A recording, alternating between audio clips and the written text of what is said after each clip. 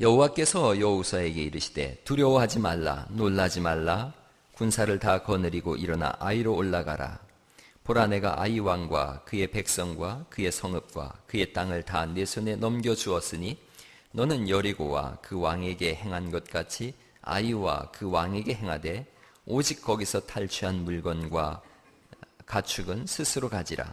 너는 아이 성 뒤에 복병을 둘지니라 하시니 이에 여호수아가 일어나서 군사와 함께 아이로 올라가려 하여 용사 3만 명을 뽑아 밤에 보내며 그들에게 명령하여 이르되 너희는 성읍 뒤로 가서 성읍을 향하여 매복하되 그 성읍에서 너무 멀리 하지 말고 다 스스로 준비하라. 아멘. 아멘. 실패를 어떻게 극복하는지에 대해서 말씀을 드리려고 합니다. 쿠바에 사는 샌디에고 할아버지가 멕시코 만류에 조각배를 띄웁니다. 혼자 고기잡이를 하는 노인이에요. 그런데 고기를 한 마리도 잡지 못한 날이 84일 동안 지속되어집니다. 사람들은 그 노인을 보면서 이제 살라오를 만났다 그럽니다. 살라오. 스페인어로 최악의 불운을 만났다 이런 뜻이랍니다. 최악의 불운. 살라오입니다. 완전한 실패입니다. 85일째 되는 날 노인이 배를 끌고 나갔습니다. 그리고 거대한 청새치를 잡아요. 돌아오는 길에 상어의 습격으로 뼈만 가지고 항구로 돌아왔습니다. 그런 노인을 보고서 사람들은 올레라고 소리쳤어요. 올레. 완전한 승리 이런 뜻입니다. 완전한 승리자. 해밍웨이가 쓴 노인과 바다의 줄거리입니다. 가만히 보면 우리는 살라오와 올레 사이에 있습니다. 완전한 실패와 완전한 승리, 그 사이에 인생이 항상 있습니다. 여호수아의 실패를 오늘 본문은 기록하고 있어요. 최악의 살라오를 만나고 있습니다. 어떻게 올레, 완전한 승리를 가질 수 있을 것인가 하는 겁니다. 성경을 보면 이스라엘 최고의 용사는 단연 여호수아입니다. 영웅 중에 영웅입니다. 정규 훈련을 한 번도 받지 않은 그런 사람들을 데리고 그 당시 최고의 강력한 군대였던 팔레스타인 군대와 전면전을 펼칩니다. 7년간 전쟁을 펼치는데 거의 오늘 우리가 읽은 한 번을 제외하고는 단 한 번도 패배를 모르는 명장 중에 명장입니다. 요단강을 대략 40리 정도를 가르고 이스라엘 백성들을 이끌고 마른 땅을 건너간 용장입니다. 가나안 땅을 들어서는 첫 관문에 있는 여리고성을 한 번 전투도 벌이지 않고 13바퀴를 돌므로 인해서 여리고성을 무너뜨립니다. 그리고 지쳐 들어갑니다. 여리고성은 이중벽으로 되어 있는 튼튼한 성입니다. 높이만 해도 6m에서 7m 이상 되는 곳입니다. 거기를 13바퀴를 돕니다. 그리고 무너뜨리고 몰려 들어가서 60만 대군을 진두지휘하면서 여리고를 싹 멸망시킵니다. 대단한 전쟁입니다. 엄청난 올레의 성과를 이룬 거지요. 인생이 이런 시간이 있어요. 올레의 시간이 있습니다. 마음먹은 대로 될 때가 있습니다. 이대로 가면 야구 경기로 치면 퍼펙트 게임을 이룰 수 있는 그런 때가 있습니다. 여호수아 최고의 올레를 맞이했습니다. 그런데 저나 여러분이 잘 알다시피 인생은 그렇게 호락호락하지가 않습니다. 인생에는 반드시 살라오의 때가 있습니다. 오래전 경기도 연천에서 공비 토벌 작전이 있었습니다. 이때의 포병 소위로 이운봉이라고 하는 분이 참전을 했어요. 아주 패기 만만한 젊은이였어요. 그런데 여기서 척추를 다칩니다. 그리고 1급 척추 장애인이 되어져요. 인생 속에 최악의 살라오를 만난 거예요. 그가 침상에 누워있을 때 그를 간호하던 간호사가 이분을 마음에 뒀어요. 그래서 둘이 사랑을 합니다. 그런데 척추를 쓰지 못하고 안치를 못하니 양가 부모가 반대를 하는 거예요. 특별히 신부 측이 반대를 해요. 엄청난 반대가 있었지만 두 사람은 포기하지 않습니다. 여자분이 3년 동안 자기 부모님에게 편지를 썼어요. 그리고 허락을 받았어요. 얼마나 좋았겠어요. 그리고 결혼해서 얼마 뒤에 상상하지도 못했던, 전혀 생각하지도 못했던 아기를 갖게 되어졌습니다. 그런데 문제가 있어요. 이운봉 씨는 통증을 잊기 위해서 매일처럼 몰핀을 상용하고 있었어요. 그리고 여자분도 간호사인데 임신 사실을 모르고 장기간 감기약도 먹고 또 주사까지 맞았어요. 초음파 검사를 했는데 아기 손가락이 자라지 않는다는 거예요. 다리도 자라다 말았다는 거예요. 기형아가 분명하다고 해요. 절망이지요. 최악의 살라울을 또 만난 거예요. 아기를 포기하라고 주변에서 다 얘기를 하는데 이 두 분은 신실한 그리스도의 사람이에요. 그리스도인이에요. 기도하면서 아기를 낳기로 결단했어요. 아니나 다를까 아기는 짧은 다리에 짧은 팔, 그리고 조그만한 살덩어리가 붙어있는 짧은 손가락, 양손 합쳐서 손가락이 4개였어요. 삶을 송두리째 무너뜨릴 만한 위기가 우리 삶 속에 늘 있습니다. 위기의 때를 겪지 않는 사람은 한 사람도 없어요. 한평생 이런 위기가 없다면 그보다 복된 인생은 없을 거예요. 그런데 그런 인생은 없어요. 아무리 시시한 영화를 봐도 위기가 있어요. 성경을 읽어봐도 개인이나 역사나 위기가 있습니다. 위기를 겪지 않고 큰 사람은 한 사람도 없습니다. 승승장구하던 여호수아, 위기의 때가 찾아왔어요. 여리고라고 하는 거대한 성을 무너뜨리고 그 다음 있는 성이 아이라고 하는 성이에요. 보니까 작은 성이에요. 여리고와는 비교할 수 없는 성이에요. 그러자 이 사람들이 자만했어요. 다 갈 것 없다. 3,000명만 올라가자. 그래서 3,000명을 데리고 아이성 공격을 올라갔는데 여기서 제대로 싸워보지도 못하고 대패했어요. 간신히 도망치기에 급급했고요. 성경 말씀을 보니까 마음들이 다 녹아버렸다 그래요. 낙심하고 절망하고 낙담했어요. 이제 돌아가야 되는데 요단강을 건너왔으니 돌아갈 길도 없습니다. 나가든지 아니면 죽든지 양자택일을 해야 돼요. 오늘 현대를 사는 현대인들의 모습이 이렇습니다. 특별히 중년의 모습이 이와 같습니다. 30대 중반 이후로는 다 중년이라 그런답니다. 돌아가자니 너무 멀리 간 거예요. 또 주저앉자니 자리가 주저앉을 자리가 아닌 거예요. 나가지도 앉지도 못하는 거예요. 앞으로 나가려고 하니까 너무나 무서운 적이 딱 버티고 있는 걸요. 중년의 이야기를 들어보면 아침에 눈 뜨는 게 무섭답니다. 자신을 바라보는 사람들의 눈길이 부담스러운 거예요. 또 나이가 좀 더 들면요, 이렇게 다람쥐 쳇바퀴 돌듯이 살다가 끝낼 인생인가, 그렇게 스스로 무너지는 거예요. 아이성 앞에 이스라엘 같은 거예요. 인생의 위기 속에 이러한 때에 어떻게 진행해 나갈 것인가, 어두운 터널을 들어갔을 때에 어떻게 할 것인가, 이러한 실패의 때에 여호수아가 어떻게 했는지를 보려고 그러는 거예요. 여호수아가 쓴 방법이 있습니다. 첫 번째, 하나님이 곁에 계심을 기억하는 겁니다. 하나님이 항상 함께 계심을 기억하는 겁니다. 이것을 기억하는 것과 기억하지 않는 것은 천지 차이입니다. 이분은 7장을 한번 보시겠어요? 여호수아서 7장 5절입니다. 여호수아서 7장 5절 말씀 보시죠.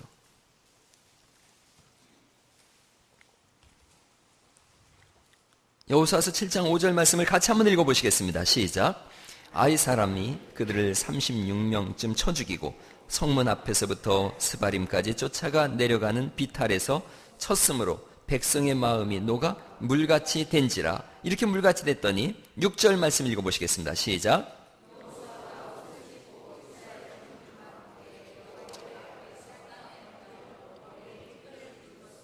점을 있다가 여호와의 궤는 법궤를 말씀합니다. 하나님의 임재를 상징하지요. 하나님이 함께 하신다라고 하는 증거의 궤가 여호와의 법궤입니다. 이 고난의 때에, 절망의 시간에 여호수아는 알고 있습니다. 하나님은 그러할지라도 우리와 함께 하신다. 할렐루야. 하나님의 별명이 임마누엘입니다. 임마누엘. 임마누엘 뜻이 뭐예요? 하나님이 우리와 함께 하신다. 옆 사람한테 한번 인사하세요. 임마누엘의 하나님이십니다. 그렇습니다. 하나님은 언제나 함께 하세요. 여러분, 구원이 우리가 실패하고 절망했을 때 하나님은 더욱더 가까이 계심을 믿으시기 바랍니다. 자녀가 놀 때에 부모가 멀리 있지만 자녀가 넘어지면 쏜살같이 달려가서 손을 내밀어서 이렇게 세우듯이 우리가 어렵고 절망의 때에 주님이 더 가까이 계심을 믿으시기 바랍니다. 여호수아는 이것을 기억하고 있어요. 하나님은 나와 함께 하신다. 하나님은 나와 함께 하신다. 어렵고 절망의 시간에 하나님은 더 가까이 계신다. 8장을 보시죠. 8장 1절. 8장 1절 2절 말씀, 8장 1절 2절을 같이 한번 또 읽어보시겠습니다. 시작. 여호와께서 여호수아에게 이르시되 두려워하지 말라, 놀라지 말라. 군사를 다 거느리고 일어나 아이로 올라가라.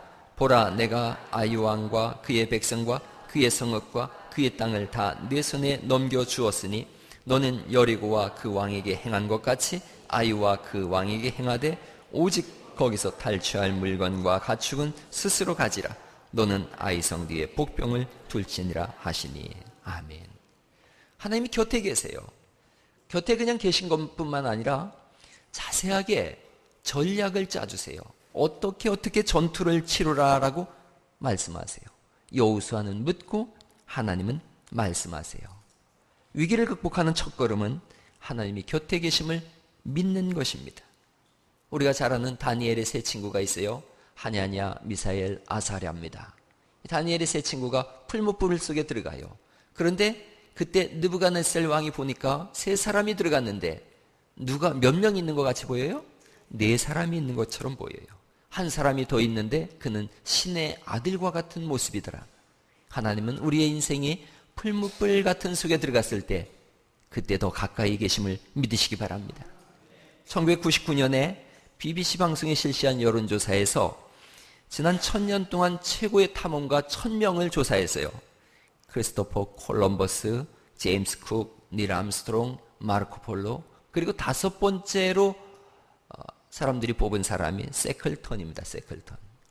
그의 이야기를 담은 책이 인내라고 하는, 인듀어런스라고 하는 책이 나왔어요. 1914년에 영국의 극지 탐험가입니다. 세틀턴은 27명의 대원들과 함께 남극 대륙을 횡단하는 데 도전합니다. 그런데 남극 대륙에 발도 디뎌보지 못했어요. 얼마나 바다가 단단하게 얼어붙었는지 그의 배가 저렇게 난파되어져 버렸어요. 결국 배를 버리고 남극해를 떠나는 부빙에 몸을 싣고 이들은 인간의 상상을 초월하는 그런 역경 속에 떨어지게 되어집니다. 이 처참한 환경 속에서 이들이 무너지지 않아요. 그리고 똘똘 뭉쳐서 투혼을 발휘합니다. 펭귄을 잡아서 배고픔을 해결하고요. 추위에 발이 얼었다 녹았다 썩어지는데도 전진하고 또 전진해요. 천신만고 끝에 망망대해 한 무인도에 자기 대원들을 다 안착시킨 세클턴은 5명의 대원을 데리고 구조를 요청하러 떠나갑니다. 그들이 가지고 있었던 것은 6m에 불과한 그런 구명보트 한 척이에요. 이 구명보트에 해발 3000m가 넘는 그런 산을 넘어서 이들이 사우스 조지아 섬에 도착을 합니다. 그리고 조난당한 지 634일째 되던 날에 이들이 다 구출받아요. 한 사람도 죽질 않았어요. 다녀와서 세클턴과 그의 친구들이 나눈 이야기입니다. 이렇게 고백했어요. 길고도 험했던 여정의 마지막 단계인 얼음산을 넘을 때 우리 일행은 분명 3명이었는데 나는 4명처럼 느껴졌다.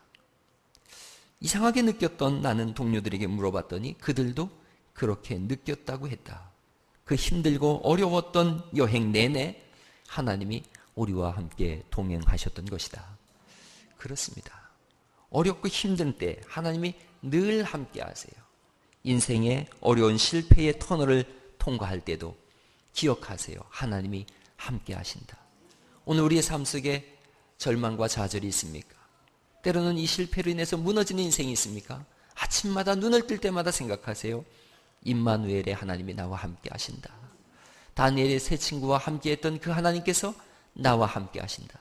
저 하늘 보좌에 있으실 수 없으셔서 이 땅에 내려오셨고 우리의 죄를 대신하여 십자가를 지시고 우리의 모든 문제를 해결하신 주님, 그 주님께서 승천하시고 성령을 보내셔서 우리와 함께 하시는 줄 믿으시기 바랍니다.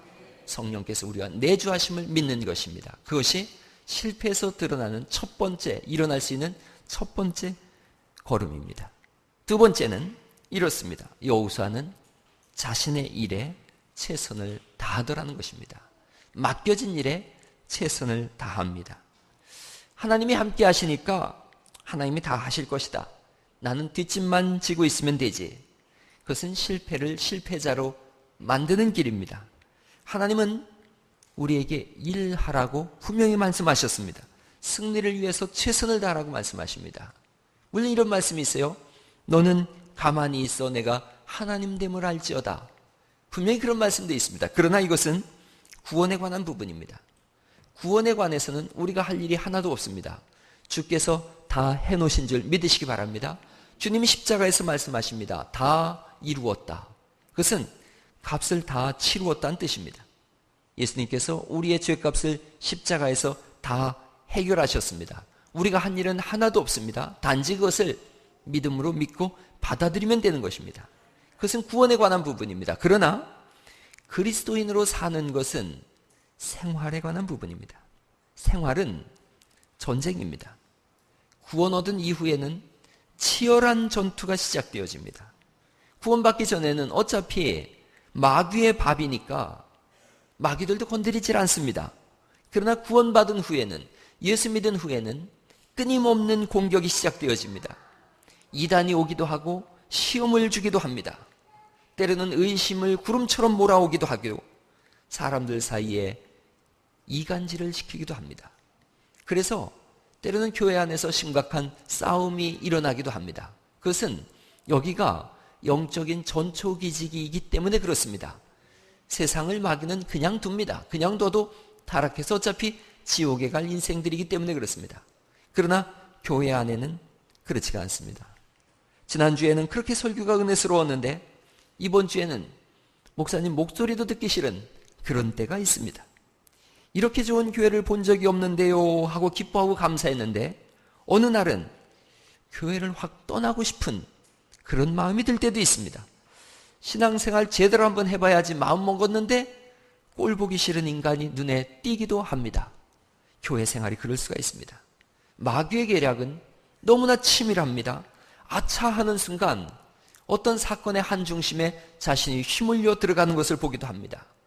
그래서 우리는 매 순간 이런 영적 싸움의 한가운데서 최선을 다해야 될 것을 성경은 말씀하고 있습니다. 8장 1절을 보시면 아이성입니다. 작은 성인데 모든 군사를 다 데리고 가라고 그렇게 말씀하세요. 모든 군사를 다 데리고 가라. 8장 3절 말씀을 보시겠어요? 이에 여호수아가 일어나서 군사와 함께 아이로 올라가려 하여 용사 몇 명을 데리고 가죠? 3만 명을 뽑아서 밤에 보냅니다. 처음에 아이성을 싸울 때는 3천 명이 올라갔어요. 그런데 이제 3만 명으로 증원합니다. 자세하게 작전을 짜지요. 4절 말씀해 보니까 그들에게 명령하여 이르되 너희는 성읍 뒤로 가서 성읍을 향하여 매복하라고 말씀하시고 너무 멀리 하지 말고 다 스스로 준비하라. 자세하게 작전을 짭니다. 여기서 멈추질 않아요. 9절 말씀을 보시겠습니까? 9절 말씀 보시죠. 같이 한번 읽어보시겠습니다. 시작. 그들에게 보내매 그들이 매복한 곳으로 가서 아이 서쪽 배들과 아이 사이에 매복하였고 여호수아는 그 밤에 백성 가운데서 잤더라 일이 되어져 있어요. 여호수아가 함께 출전해서 백성 가운데서 잡니다. 최선을 다해요. 생각해 보세요. 하나님이 함께 하심을 알고 있습니다. 그런데도 최선을 다합니다. 그것이 신앙생활입니다. 하나님이 우리와 함께 하심을 알고 있습니다. 그러나 매분 매초 최선을 다하는 삶입니다. 실패는 사람으로 하여금 움츠리게 합니다. 몇 번의 실패는 열정도 다 뺏어갑니다. 그리고 실패가 거듭되면 사람은 겁쟁이가 되어집니다. 그러나 하나님은 다시 한번 열정을 품고 일어나라고 말씀하세요. 내가 함께하고 있으니 담대하게 일어나라고 말씀하십니다. 그래서 일단 목표를 잡으면 전력 질주하는 것입니다. 코뿔소는 앞이 잘 안 보인답니다. 그 앞에 10m까지밖에 못 본답니다. 그런데 이 코뿔소는 50에서 60km로 달려갑니다. 그래서 앞에 닥치는 건 다 들이받고 나가는 거예요. 신앙생활이 그렇습니다. 코뿔소처럼 달려나가는 겁니다. 나태해질 겨를이 없어요. 신앙생활은 달려나가고 또 달려나가는 겁니다. 우리는 다윗과 골리앗의 싸움을 잘 알고 있어요. 이 싸움에는 분명히 하나님이 개입하셨다는 것을 알고 있습니다. 그러나 다윗은 뒷짐을 지고 있질 않습니다.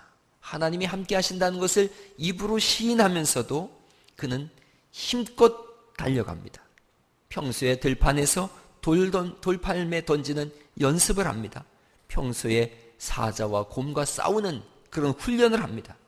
최선을 다하는 삶의 연장선상에서 그는 골리앗을 무너뜨리는 당대 최고의 명장이 되어집니다.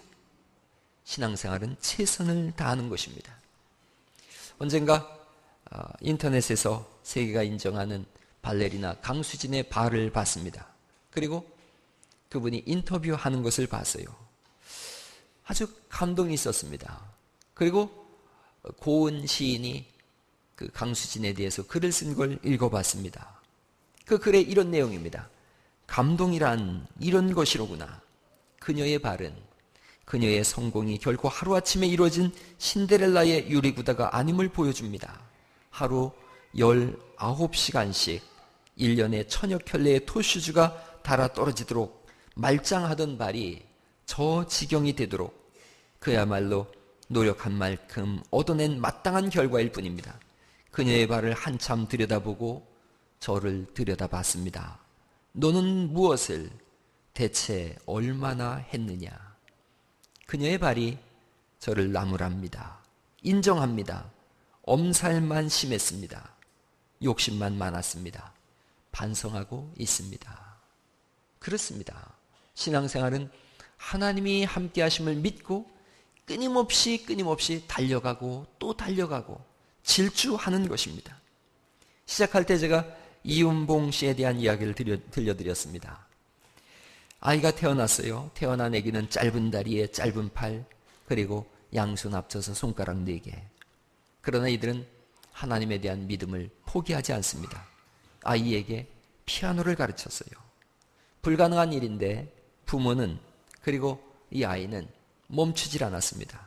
손가락 끝이 터져서 매일같이 피가 나옴에도 불구하고 끊임없이 피아노를 치고 또 연주했습니다.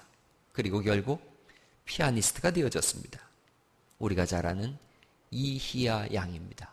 4손가락의 피아니스트 이희야 양은 그런 가정에서 태어났습니다. 실패가 없는 인생은 없습니다. 누구나 다 실패합니다.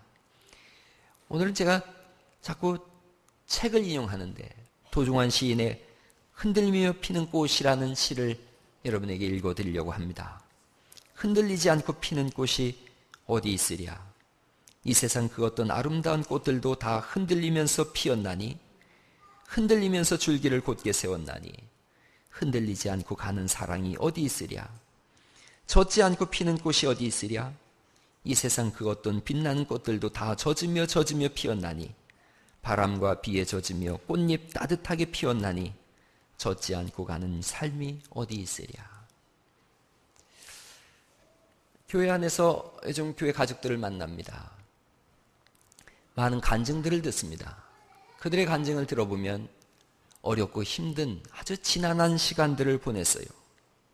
금요 구역 모임 때 여집사님 한 분이 간증을 해서 은혜를 받았습니다. 버림받은 인생으로 스스로를 알고 있습니다. 고단한 인생입니다. 모든 것을 다 내려놓고 포기한 인생처럼 그렇게 살았습니다. 그런데 그러한 때에도 하나님이 늘 함께 계셨음을 알게 되어졌습니다. 자신을 위해서 기도해주는 많은 동역자들도 있음을 알게 되어졌습니다. 그러자 하나님의 은혜가 그 속에 강물처럼 밀려왔습니다. 다시 성경을 읽기 시작하고 기도를 시작합니다. 은혜의 강물이 터지고 방언의 은사가 임하고 하나님을 사랑하노라고 하는 고백이 생겨나고 삶의 모든 부분들이 바뀌어가고 있습니다. 할렐루야. 그것이 하나님의 은혜입니다. 고단한 자리, 그곳에도 하나님이 함께 하십니다. 힘을 내라고 하십니다. 여러분 곁에 지금 울고 있는 사람들도 있고 웃고 있는 사람도 있습니다. 살라오를 만난 분도 있고 올레를 만난 분도 있습니다. 그러나 그 인생을 자세하게 들여다보면 모두 흔들거리면서 젖으면서 자신의 꽃들을 피워가는 것을 보게 되어집니다. 그 영롱한 꽃봉아리가 필 때에는 젖기도 하고 울기도 하는 때가 있습니다. 그게 인생입니다. 질병으로 인해서 신음하다가 치료하시는 하나님을 보게 되어집니다. 가슴 아파서 울부짖다가 나보다 더 아파하시는 하나님을 보기도 합니다. 소중한 사람을 잃고 목 놓아 울다가 부활의 소망을 경험하기도 합니다. 흔들리고 젖을 때가 있습니다. 실패의 시간이 누구에게나 있습니다. 중요한 것은 그러한 때에도 하나님이 함께 계심을 믿으시고 일어나고 또 일어나는 것인 줄 믿습니다. 대저 의인은 7번 넘어지더라도 8번 일어나는 겁니다. 하나님을 믿는다면 지금 최선을 다하는 것입니다. 오늘 제가 한 가지를 보여드리려고 합니다. 이 속에 뭐가 들었는지 굉장히 궁금하시죠?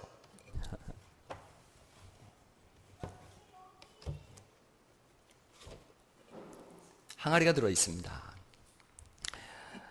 이 항아리는 나름대로 여기에 좀 귀한 것을 담아봐야 되겠다라고 이 세상에 태어났습니다. 그래서 어떤 귀한 것을 담을까를 늘 고민을 했는데 어느 날 그만 실수로 인해서 이렇게 되어졌습니다. 구멍이 나버렸어요. 그 쓸모없는 항아리가 되어졌습니다. 항아리는 절망하는 거예요. 나는 쓸모없는 항아리가 되어졌구나. 뭘 담을 수가 없구나. 그런데 어느 바람 부는 날 주인이 먼 길을 가려고 하는데 불을 켰는데 자꾸 불이 꺼지는 거예요. 그래서 주인이 생각했습니다. 이 항아리에다가 여기다가 불을 집어넣으면 되겠구나 생각했어요. 그래서 주인이 여기다가 불을 집어넣습니다. 그랬더니 항아리가 불을 밝혀줬습니다. 그래서 길을 갔어요. 여러분, 이게 우리 인생일 수 있어요. 나는 깨어졌습니다. 나는 쓸모없는 항아리입니다. 그래서 절망하고 무너졌을 때 어느 날인가 예수님이 우리 가운데로 들어오셨습니다.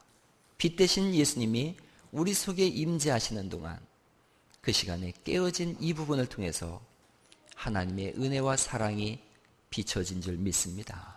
하나님은 실패자도 귀하게 사용하십니다. 그래서 예수 안에서는 실패가 없음을 믿습니다. 혹시 오늘 깨진 항아리로 자신을 인식하고 살아가십니까? 하나님이 함께 하십니다. 다시 일어나셔서 다시 한번 인생을 새롭게 열어나가실 수 있기를 예수님의 이름으로 축원합니다. 우리 한번 찬양하시죠.